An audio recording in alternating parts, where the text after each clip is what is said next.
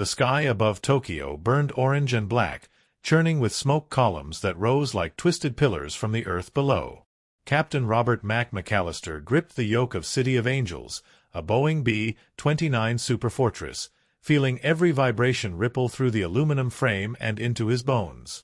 The four Wright R-3350 engines screamed at maximum power, their 18 cylinders per engine gulping fuel and spitting fire into the thin air at 22,000 feet. Inside the pressurized cabin, the temperature gauge read normal, but Mac could feel sweat pooling under his leather flight jacket. It wasn't from the heat. It was from what he'd just seen. 3 minutes ago, a Japanese Ki-84 Frankfighter had come screaming out of the sun at a 45-degree angle, cannons blazing. The burst had walked across City of Angels' right wing like the fingers of God, 20mm shells punching through aluminum skin, severing hydraulic lines, shredding control cables. Mac had thrown the bomber into a banking dive, the airframe groaning in protest, for tons of steel and ordnance dropping through space while the rest of the formation continued toward their egress point over the Sea of Japan. Now they were alone. 70 miles from the Japanese coast. 800 miles from Tinian Island. And something was very, very wrong. "Mac, we got problems." The voice crackled through the intercom. It belonged to Lieutenant Tom Brennan, the flight engineer, stationed at his panel behind the cockpit. His tone had that particular flatness that combat crews develop, the sound of a man delivering bad news while keeping his hands steady. "Talk to me, Tom. Number 3 engine. Oil pressures dropping. Temperatures climbing. I'm seeing metal shavings in the—" A bang like a shotgun blast cut him off. The entire aircraft lurched sideways. Mac's eyes snapped to the engine panel. Number 3, the inboard engine on the right wing, was hemorrhaging. Oil streaked across the cowling in black ribbons, and through the cockpit window, he could see smoke beginning to curl from the nacelle. "Feather it. Feather 3. Mac barked. Co-pilot Lieutenant Jim Hartley was already moving, his hand slamming the feathering button. The propeller blades on number 3 rotated edge-on into the slipstream, reducing drag, but the engine didn't stop shaking. The entire wing shuddered like a tuning fork. "She's not feathering clean," Hartley said, his voice tight. "Something's jammed in the hub." Mac felt his gut tighten. A windmilling propeller creates massive drag and vibration, enough to shake an engine right off its mounts if left unchecked. And they were about to cross 600 miles of open Pacific Ocean with a crippled bomber, reduced power, and enemy territory at their backs. "Radio operator," Mac called. "Send a distress signal. Tell 'em we're—" "Skipper." It was Staff Sergeant Eddie Kowalski, the radio operator, and his voice carried a note Mac had never heard before. "Fear. Radio's dead. Took shrapnel in the liaison set and the command set. I got nothing. We're dark." Silence filled the intercom. In the belly of the aircraft, Bombardier Lieutenant Paul Mendez sat in his cramped position, staring at the empty bomb bay doors above him. They'd dropped their payload, 12 500-pound general-purpose bombs, on an aircraft assembly plant outside Nagoya. He'd watched them fall, watched them tumble through the thin air, watched the first blooms of orange fire rise from the target. They'd done their job. But now the job was survival. "Mac, we got another issue." Brennan again, and this time his voice had an edge. "The main electrical bus is fluctuating.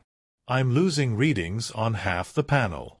Fuel gauges, altimeter, artificial horizon, they're going erratic." Mac's eyes swept across his instrument panel. The fuel quantity gauges twitched and spun like compass needles near a magnet. The airspeed indicator jumped between 180 and 240 knots. The vertical speed indicator showed them climbing when Mac could feel by the seat of his pants they were descending. The gyroscopic instruments, artificial horizon, directional gyro, were tumbling, their displays rolling in slow, sickening circles. "What about the compass?" Hartley asked, leaning forward to tap the magnetic compass mounted on the windscreen post. The liquid-filled sphere swayed gently, but the needle spun in lazy circles, pointing nowhere and everywhere at once. "Electrical interference," Brennan said. "The damaged wirings creating magnetic fields. The compass is useless." Mac felt the full weight of it settle on his shoulders.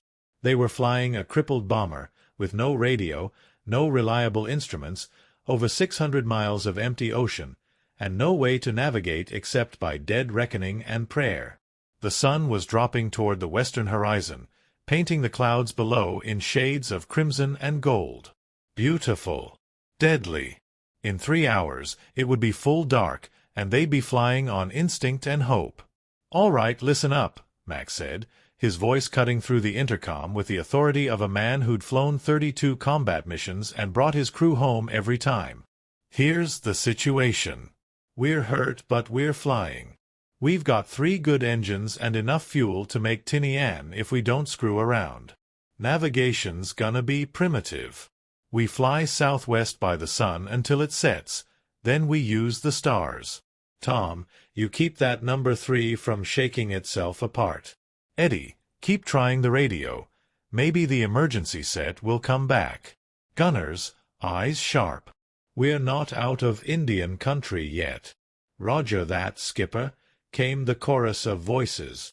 But as Mac banked the bomber onto what he hoped was the correct heading, watching the sun sink lower and the endless blue-gray expanse of the Pacific stretch out before them, he felt something he'd only felt once before, during a night mission over Germany when flak had knocked out their hydraulics and they'd landed on a foam-covered runway with no brakes and no flaps.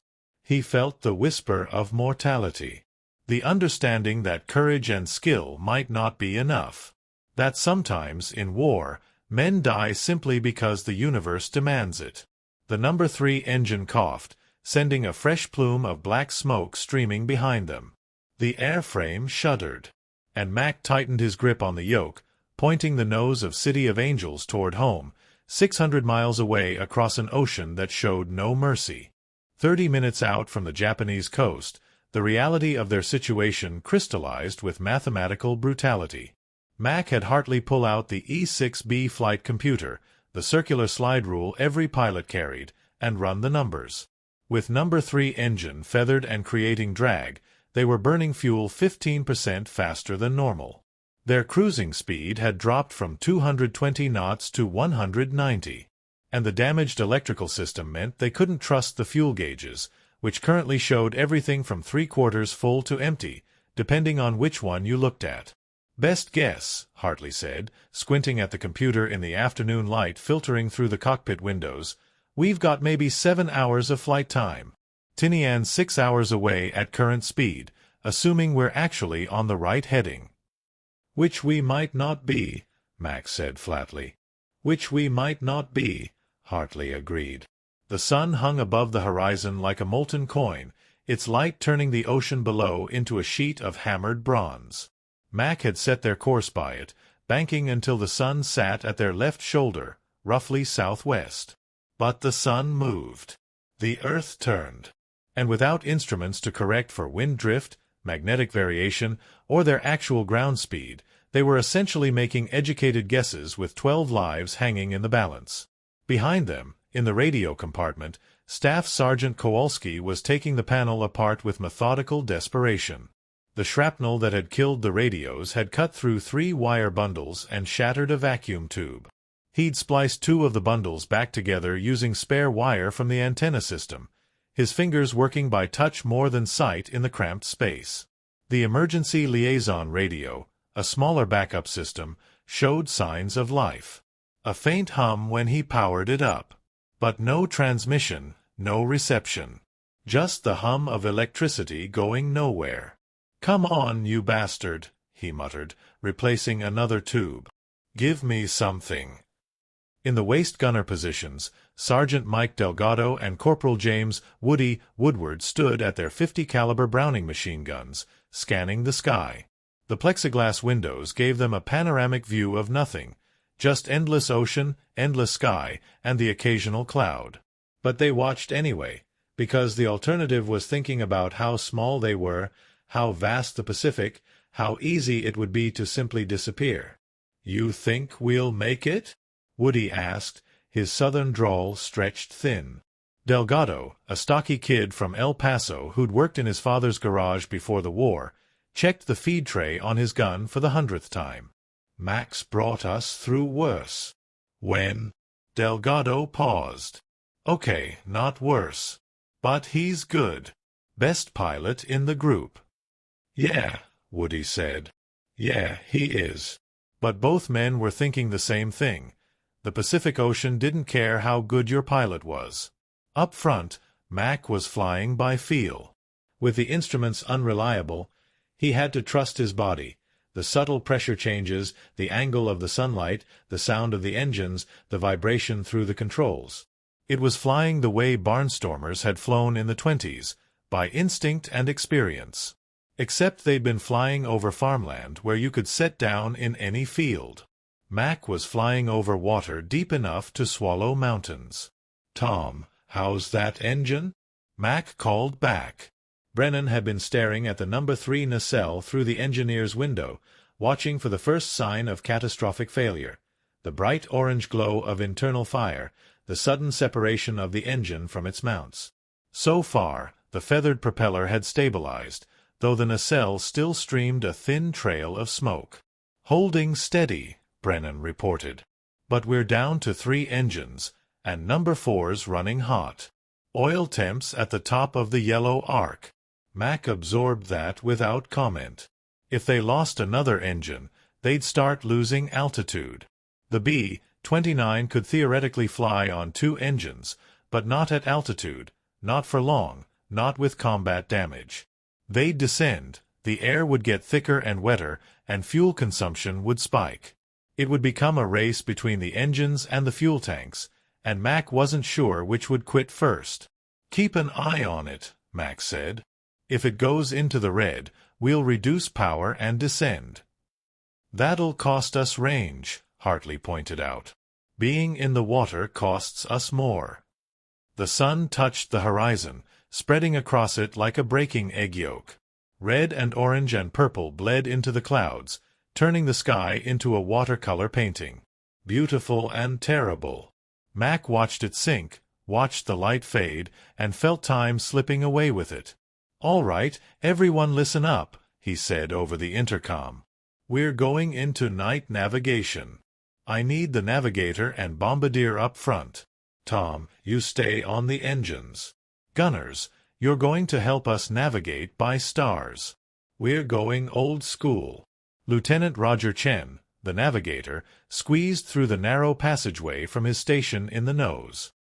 He carried his navigation case and a sextant, an instrument that looked like a small telescope mounted on a protractor. In daylight, he used charts and drift meters. At night over water with no landmarks, he'd use celestial navigation, shooting star angles to determine their position. It was the same technique sailors had used for centuries. "I'll need steady flight," Chen said, settling into the jump seat between the pilots. "And I'll need to take readings every 30 minutes. "You'll get it," Mac promised.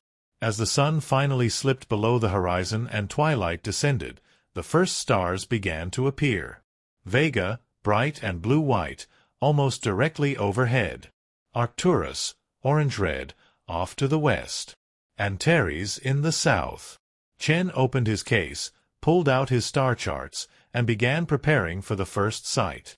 But Mac was thinking about fuel, about the gauges spinning randomly, about the fact that they might run dry with no warning, the engines coughing and dying one by one until they were gliding a 70-ton bomber into black water in the middle of the night. "Mac." It was Mendez, the bombardier, his voice quiet on the intercom. "You want me to start dumping weight? We've still got ammo, tools, anything not essential. Might buy us another 30 minutes of flight." Mac thought about it. Every pound they carried required fuel to keep aloft. But every piece of equipment they dumped was something they might need if they had to ditch. The life rafts were already accessible. The emergency rations and water were secured. But the ammunition, 6,000 rounds of .50 caliber across 5 gun positions, that was dead weight now. They were over open ocean. No one was coming after them. "Do it," Mac said. "Carefully. I don't want anyone falling out the waist windows." For the next 20 minutes, the crew methodically stripped the aircraft. Ammunition cans went out the windows, tumbling toward the dark water below. Tools, spare parts, everything not critical. The B-29 groaned and lifted slightly as the weight came off, climbing 200 feet without Mac touching the controls. Chen took his first star sight, pressing the sextant to his eye and bringing Vega down to the horizon, an imaginary line where the darkening sky met the darker ocean. He read the angle, checked his chronometer, and did the math on his plotting board. "We're 30 miles north of course," he announced. "Adjust heading to 220 degrees." Mac banked gently left, using the stars themselves as his compass. Polaris, the North Star, off their right wing. The Southern Cross just visible below the southern horizon. Navigation the way ancient mariners had done it, written in light millions of years old. The night deepened. The ocean below became invisible, a black void punctuated only by the faint phosphorescence of wave tops when moonlight caught them. Inside the cockpit, the red glow of the instrument lights, the few that still worked, gave everything a hellish cast. Mac's eyes ached from staring into darkness. His hands were cramped on the yoke. But he flew on, chasing stars across an ocean that had no end. 6 hours to Tinian, Hartley said quietly. "Maybe 5 if we're lucky." "We'll make it," Mac said. But he wasn't sure he believed it. Hour 4. 0200 hours by Mac's watch, though time had become elastic, stretching and compressing in the darkness. The moon had risen, a waning crescent that gave just enough light to distinguish ocean from sky. Chen had taken 3 more star sights, each time adjusting their course, each time confirming what Mac feared. They were fighting a headwind, maybe 15 knots, that was eating into their fuel and their range. The cockpit had gone quiet. Not peaceful, tense, the silence of men conserving energy, rationing hope. Mac's eyes burned from staring into the darkness. Hartley dozed in the right seat, catching 20-minute intervals of sleep, jerking awake whenever Mac nudged him. Behind them, Brennan stood vigil over the engine instruments, his face illuminated by the red panel lights, looking like a priest keeping watch over dying saints. Then the number 4 engine started to die. It began with a shudder, subtle, barely noticeable, just a slight roughness in the rhythm. Brennan felt it first, his hand already reaching for the throttle when the cylinder head temperature gauge spiked into the red. "Mac, number 4's overheating. CHT's at 480 and climbing." "Reduce power," Mac said immediately. "Bring her back to cruise." Brennan pulled the throttle back. The temperature continued to rise. 490. 500. At 520, metal would begin to warp. At 550, the engine would seize. "She's not cooling. Oil pressure's dropping." Brennan's voice stayed level, but Mac heard the edge underneath. "I think the oil cooler's damaged. Must have taken shrapnel back over Tokyo." Mac did the math instantly. 2 engines. AB-29 weighed 120,000 pounds loaded. On 2 engines, they couldn't maintain altitude. They'd descend, maybe 100 feet per minute at first, then faster as the air got thicker. They had maybe 8,000 feet to give before they'd be in the water. How long before it seizes? Minutes. Maybe 10 if we're lucky. Feather it. "Mac, if we feather 4, we're down to 2 engines." "We can't." "Feather it now, Tom. Before it catches fire." Brennan's hand moved. The propeller on number 4 began to rotate into feather position. But as it did, something inside the engine, a bearing, a rod, something critical, let go with a bang that reverberated through the entire airframe. The engine didn't feather cleanly. The propeller stopped at a 45-degree angle, halfway between full power and feathered, creating massive drag. "Jesus Christ," Hartley breathed, fully awake now. It's windmilling. Mac felt the aircraft yaw hard to the right as the asymmetric drag tried to spin them. He slammed his left foot on the rudder pedal, using every pound of pressure he could generate to hold the nose straight. His legs started shaking with the effort. "Tom, can you get it feathered?" "Trying." The feathering mechanisms jammed. The aircraft was descending now. Mac could feel it in his stomach, that sickening sense of falling. The altimeter, when he glanced at it, spun uselessly, but the angle of the stars against the windscreen told him what he needed to know. They were going down. Rate of descent? Mac barked. Chen had a stopwatch and was tracking their fall by star positions. 300 feet per minute. We're at 7,500 feet. 25 minutes until they hit the water. Maybe less. All crew, this is the captain. Mac's voice on the intercom cut through the sudden chaos like a blade. Prepare for ditching. Life vests on. Rafts ready. Bombardier, blow the nose hatch as soon as we're in the water. Tail gunner, blow the rear hatch. Everyone out through those 2 exits. We'll have maybe 90 seconds before she sinks. Move fast, move smart, and we all go home. In the rear of the aircraft, Sergeant Bill Harrison, the tail gunner, pressed his face against the plexiglass, staring down at the black ocean. His hands shook as he fastened his Mae West life jacket. He'd grown up in Kansas. Hadn't seen the ocean until the Air Force shipped him to Tinian. Couldn't swim more than 50 yards. And now he was going to be in the middle of the Pacific at night with sharks and nothing but a yellow rubber raft between him and drowning. "We're not gonna make it," he whispered. "Shut up," Delgado snapped from the waist position. "Just shut up and get ready to move." Mac was flying by pure instinct now. With 2 engines at full power on the left wing and a windmilling engine creating drag on the right, the aircraft wanted to spin. He held full right rudder, his legs screaming with cramp, and used the ailerons to keep the wings level. Sweat ran down his face despite the cold at altitude.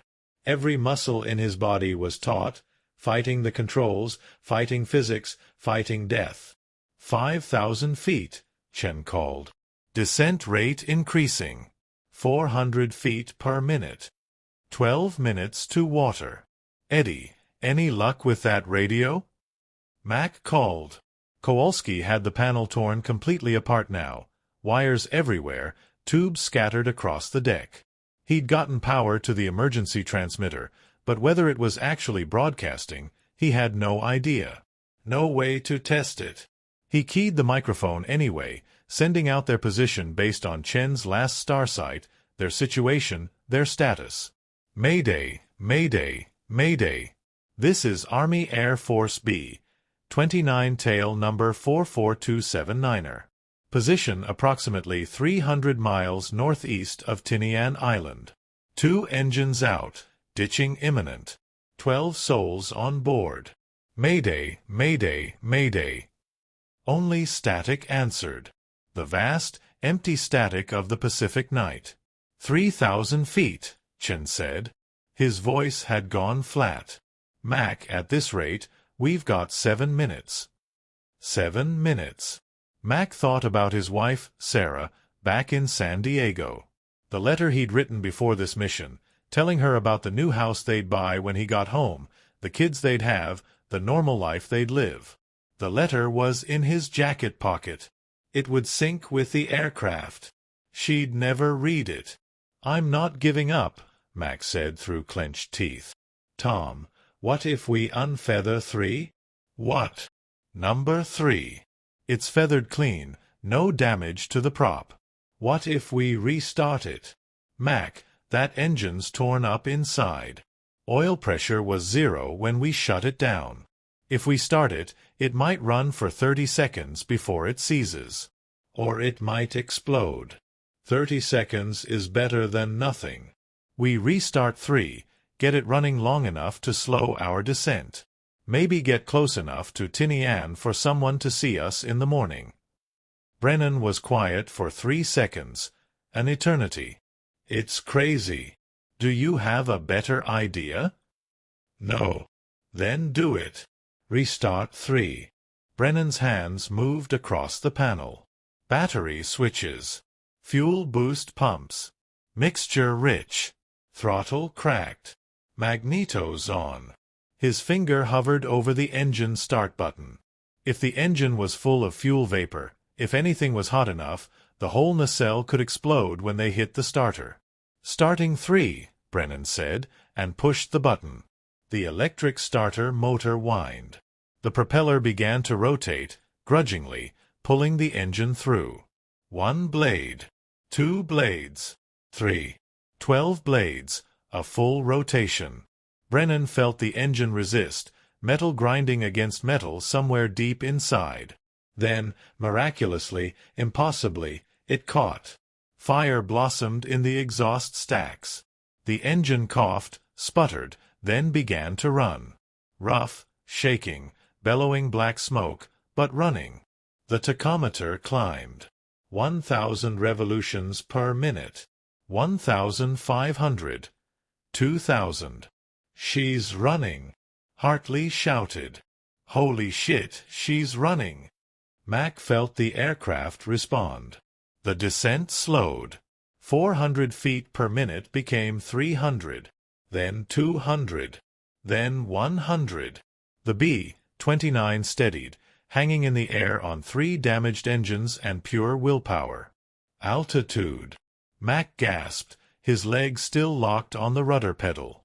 1,800 feet, Chin said, and his voice cracked with emotion.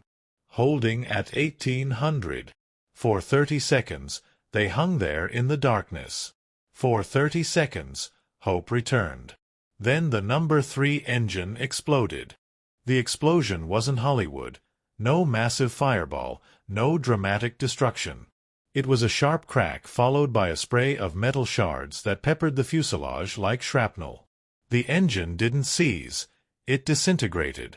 The connecting rod punched through the crankcase, the piston followed, and suddenly the nacelle was full of loose metal and fire and oil mist. Flames streamed back along the wing, bright orange against the black night. "Fire in 3!" Brennan shouted, already hitting the fire extinguisher button. CO2 flooded the nacelle, smothering the flames, but the engine was finished. More than finished, it was a smoking ruin hanging from the wing. The B-29 dropped like an elevator with cut cables. Mac didn't fight it anymore. There was nothing left to fight with. 2 engines couldn't hold them. Physics had made its ruling. "We're ditching. Everyone brace." Mac's voice was calm, eerily calm. The voice of a man who'd made peace with the universe. "Tom, get back to a brace position. Hartley, when we hit, kill the master switches. Everyone else, hold on and get out fast." He aimed for the moon's reflection on the water, a silver path stretching ahead of them. At least he'd be able to see the surface. At least he wouldn't be flying blind into black water. Small mercy. 600 feet. 400. 200. Brace. Brace. Brace.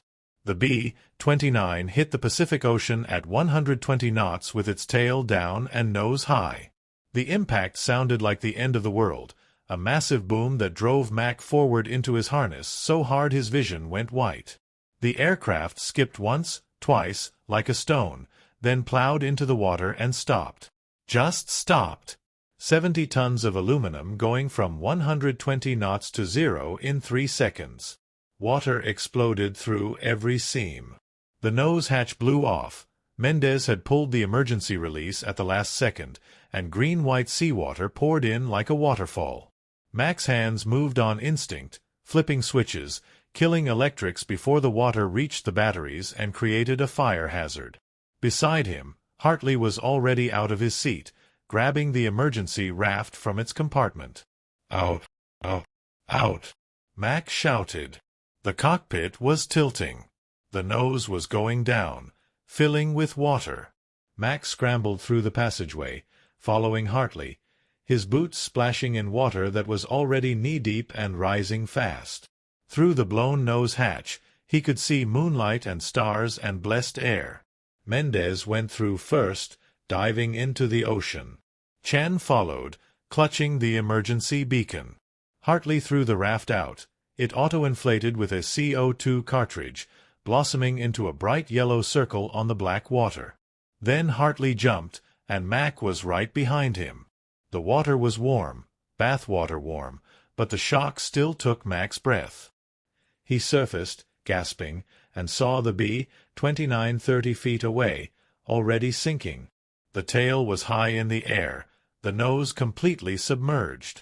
Water churned and gurgled as air pockets inside the fuselage collapsed. "Count off," Mac shouted, treading water. "Sound off. Hartley, Chen, Mendez, Brennan." The flight engineer surfaced 20 yards away, swimming hard toward the raft. "Kowalski, Delgado, Woody, Harrison." The tail gunner's voice was shrill with panic. He wasn't a good swimmer. Mac could see him thrashing. "Someone get Harrison." "Stay calm, Bill. We're coming." Delgado was already stroking toward him. Strong, efficient movements. He reached Harrison in seconds, grabbed his life vest, and started towing him toward the raft. They climbed aboard one by one, hauling themselves over the inflated sides, collapsing into the bottom of the raft in soaking heaps. Mac counted heads. 8, 9, 10, 11. "Who's missing?" Mac demanded. "Count off again." They did. 11 voices. Someone was missing. "It's Thompson," Woody suddenly shouted. "The CFC gunner. He was in the aft compartment." Mac's heart sank. Staff Sergeant Daniel Thompson, the central fire control gunner who operated the remote gun turrets. He'd been in the most isolated position in the aircraft, a pressurized compartment in the aft fuselage. Had he gotten out? Had he made it to the rear hatch? "Thompson! Dan Thompson!" Mac yelled into the darkness. Silence. Just the slap of waves against the raft and the gurgle of the B-29 sinking. The tail was vertical now, 40 feet of aluminum pointing at the stars like a tombstone. As they watched, it slipped beneath the surface with a long, sighing sound. Bubbles roiled. Then nothing. "Dan!" Hartley screamed. "Dan!" A voice, weak, distant, called out from the darkness. "Here. I'm here." Mac's head snapped around. "Where?" "Keep talking." "Here." Can't see you." "Follow my voice." Mac cupped his hands around his mouth. "Follow my voice." "We're here." "Keep swimming." It took 5 minutes that felt like 5 hours. But Thompson appeared out of the darkness, swimming weakly, his Mae West keeping him afloat. Brennan and Delgado leaned over the side of the raft and pulled him in. He collapsed into the bottom, coughing up seawater, shaking. "Thought I was gonna die in there," Thompson gasped. "Hatch jammed. Had to kick it open. Thought I was gonna die." "You didn't," Mac said, gripping his shoulder. "You made it. We all made it." 12 men in a 20-man raft in the middle of the Pacific Ocean at 3 in the morning. The emergency beacon blinked its silent SOS into the night, a strobe light that would be visible for miles if anyone was looking. They had emergency rations, water, fishing line, a mirror for signaling. Everything the Air-Sea Rescue Service had crammed into the raft for exactly this situation. But they were 300 miles from Tinian, in waters patrolled by Japanese submarines, in water full of sharks, and no one knew exactly where they were. Chen activated the emergency radio beacon, a hand-crank device that sent out an automatic distress signal. The antenna extended up from the raft like a thin wire reaching for the stars. Whether anyone would hear it was another question. "How long until dawn?" Woody asked. Mac checked his watch. The crystal was cracked, but it still worked. 3 hours. Maybe 4. Will they find us? Mac looked at the 11 faces staring at him in the moonlight. Scared faces. Young faces. Men who'd trusted him to get them home. He thought about Sarah's letter in his jacket. The letter that was now 1,000 feet down, inside the crushed cockpit of City of Angels, lost forever. Yes, Mac said with absolute conviction. They'll find us. Air-Sea Rescue flies patterns every day. They've got Dumbos, PBY flying boats, searching for downed crews. We've got the beacon. We've got the strobe. When the sun comes up, we've got the signal mirror. They'll find us. What if they don't? Harrison whispered. Mac looked him in the eye. Then we row. We've got paddles. We've got water. We've got rations for 2 weeks. We row south toward Tinian 10 hours a day. We use the stars to navigate. We fish for food. We collect rainwater. We do whatever it takes. But we don't quit. You understand me? We don't quit. Harrison nodded slowly. Around the raft, heads nodded too. The fear didn't go away, but it shifted. Became manageable. Became something they could fight against instead of drown in. The night crept past. They took turns sleeping, 2 men always awake, always watching. The ocean swelled beneath them, gentle but endless, lifting the raft up and down in a rhythm that was almost hypnotic. Stars wheeled overhead. The moon set. Darkness deepened. And then, impossibly, beautifully, the eastern horizon began to pale. Dawn came like a blessing. Pink light, then orange, then the sun itself, a red disk climbing out of the ocean. Max stood up in the raft, shading his eyes, scanning the horizon in every direction. Nothing. Just water and sky meeting in a perfect circle with them at the center. Hartley had the signal mirror.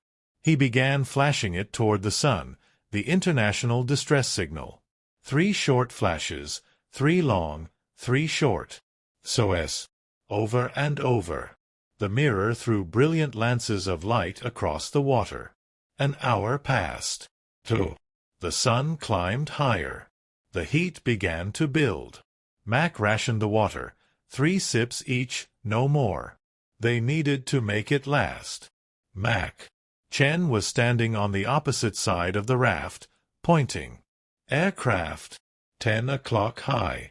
Mac's head snapped around. There, a tiny black speck against the blue sky, maybe 5 miles away. Too far to identify. Mirror. Give me the mirror. Mac snatched it from Hartley and began flashing frantically. The speck continued on its course, growing neither larger nor smaller. Come on, Mac whispered. Come on, you bastard. Look down. Look down. The speck turned.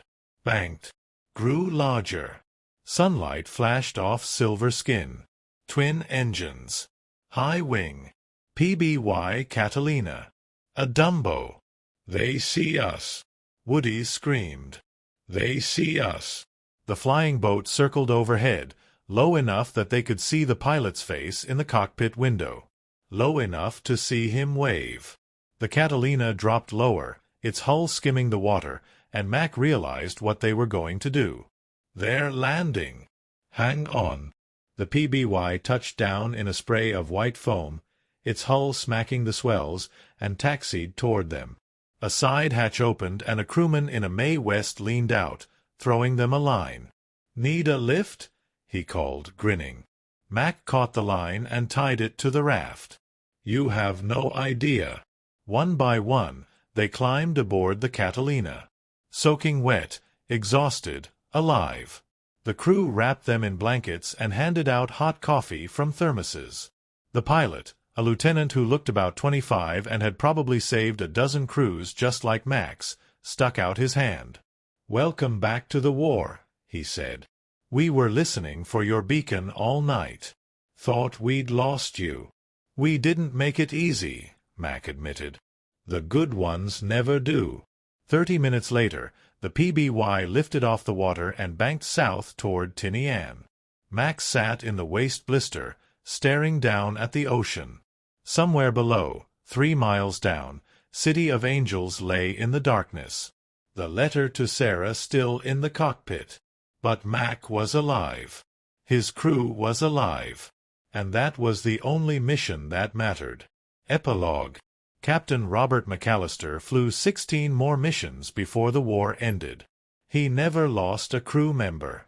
After Japan's surrender, he returned to San Diego, bought that house, had those kids, lived that normal life.